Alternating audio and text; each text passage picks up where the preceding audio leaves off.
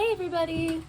So today we're going to talk some about the Galactic Center. It's not really necessarily about the participant. Well, it is, but it's not from the participants necessarily. It's kind of just a hodgepodge of different things that I wanted to discuss just briefly. Kind of briefly anyway. Want to start out though with the disclaimer that I am not an expert with the Galactic Center. I am literally just fucking with astrology. There might be a short blog post that will kind of go along with this. I haven't decided yet if I'll do one. For this specific thing, I probably will at some point. I'm just not sure when. If I have done it by the time I upload this, I will, I'll link it. But I'm not an expert with the Galactic Center. I have lots of astrological knowledge. This is one area where I am literally just fucking with astrology, tossing some things out there, seeing what fits, what works, what seems to kind of be the case, what doesn't, all of those kinds of things. So I wanted to start out with that, like I always do. I reserve the right for any and all of this to be wrong later on down the line, if I find that it is.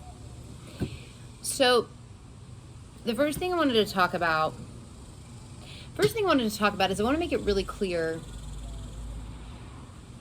like with everything in the chart,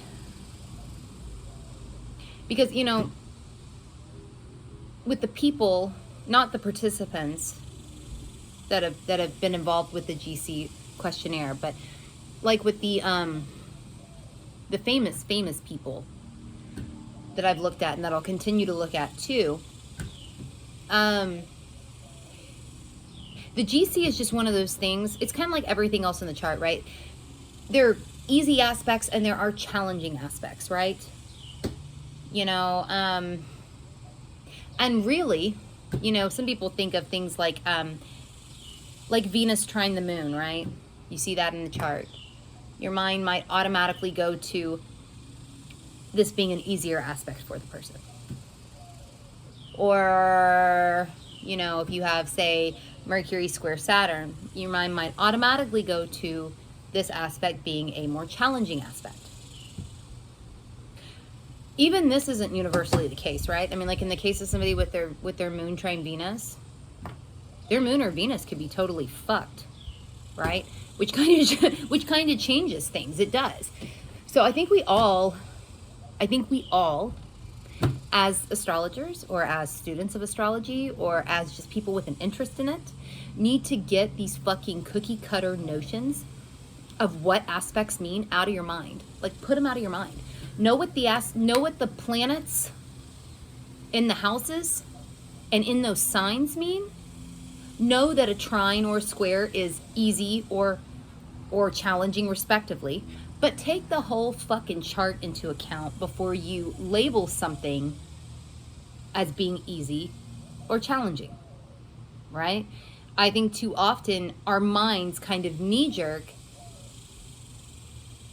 go to these schemas of things being easy or challenging, and we don't necessarily always see that easy thing may not really be that easy at all. Or that challenging thing may actually be a good thing. And then sometimes you'll have aspects like those, and they really are just, you know, easy or challenging. I guess my point is, things in a chart can play out in a bunch of different ways. I know there are some forms of astrology and some astrologers that are very much like, oh, if you've got this aspect, it'll play out this particular way, and that's just how it is. That's incredibly fatalistic as far as I'm concerned, and I don't practice like that. I don't think that's how it works. I think we have choices. I don't think that we realize always that we have choices, but I think we do. And I think aspects can play out in a lot of different ways. The easy ones can play out challenging. The challenging ones can play out in a positive way. Not everything is black and white. I think that's why that's what I'll bring the star cards into for just a second. That's why the star cards were created. Because, you know, while there is nothing wrong with looking online to see what a certain aspect might mean, to get like your mind flowing, to get ideas going, too often people look at those cookie cutter definitions and they go, that's what it means. Not necessarily.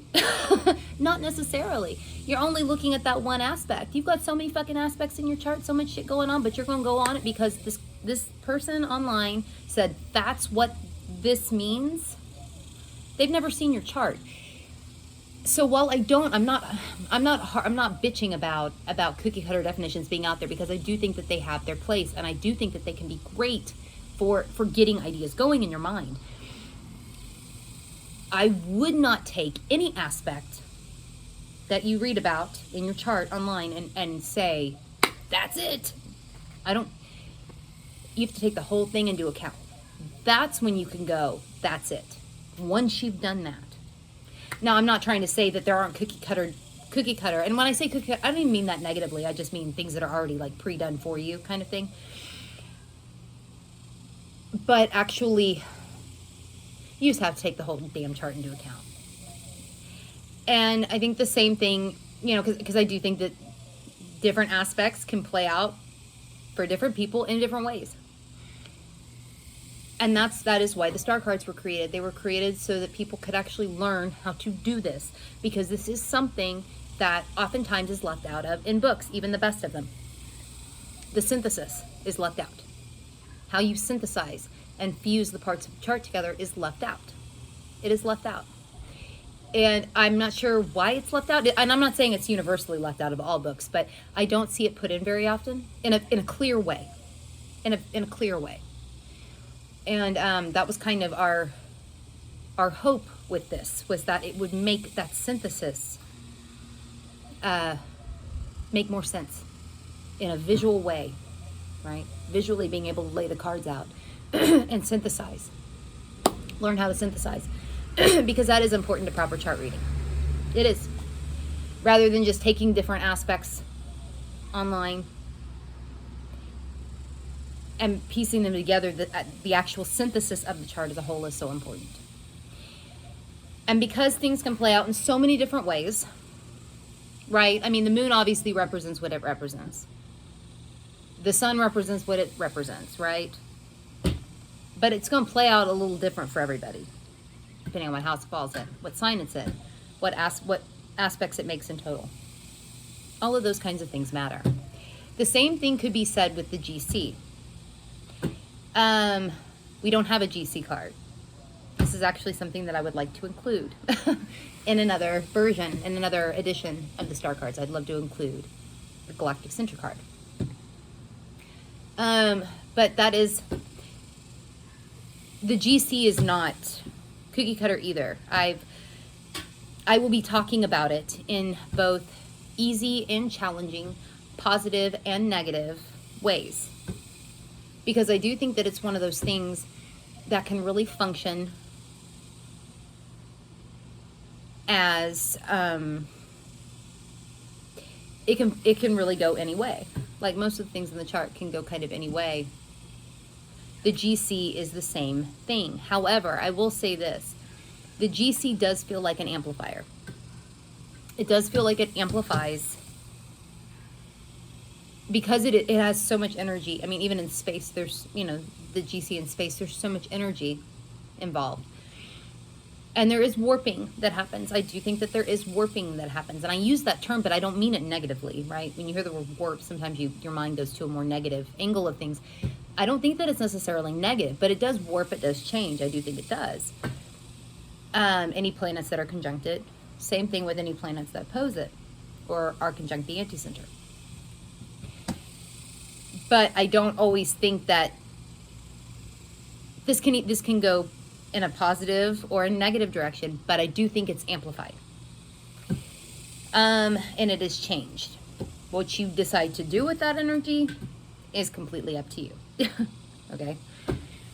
Completely up to you. You may not realize that. You may not consciously do something, you know, it may not be a conscious thing, but I think it is up to the person how they swing with it. It is an amplifier though. So I do think that whatever way you swing, or even if you just decide to really live in the gray, right? it amplifies that too. So I wanted to make that clear. I also wanted to make it clear, well, the trines to the GC. That functions as I think functions as both a way to bring GC stuff down to earth. I think it also functions as a grounding for the anti-center. Because I mentioned that I think the anti-center is like a lightning rod. Lightning rods have to be grounded.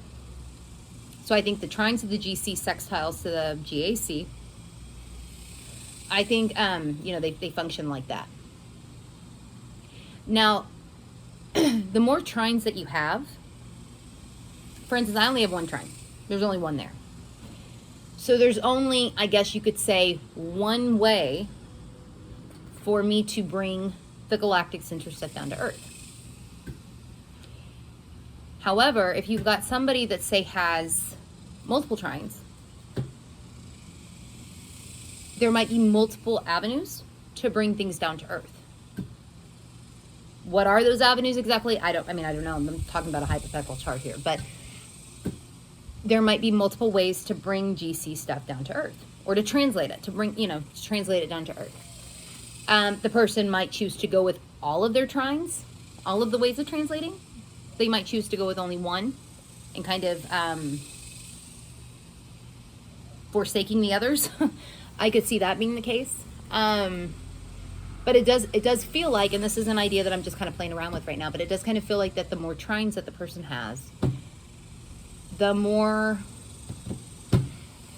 ways they have to translate this stuff. Whatever is involved with the GC in some way. And, in some cases, I think the GC is actual, like, contact with other things. In fact, I'd almost be inclined to say, in some form or fashion, conjunctions with the GC have contact with some other sort of connection in some way. But it could also be just, bringing beliefs and truth down to Earth, whatever those are. Whether they are fed to them by something else or not. I think the GC can manifest in a lot of different ways, I guess is what I'm trying to say. There does seem to be something divine about it, or connected to something else. It really does. That's a hard thing to actually prove. But I do think there is some kind of linkage there. But again, depending on, what else is going on in the chart, kind of will show, can the person translate any of this down to Earth? Can they make it make sense? Can they do something with it? Do they have multiple avenues for doing something with it? Are they protected as they do this? Right? Because I mentioned before that I think the GC is a source of protection. Jupiter retrograde, I do believe, is a source of protection too. I do think that.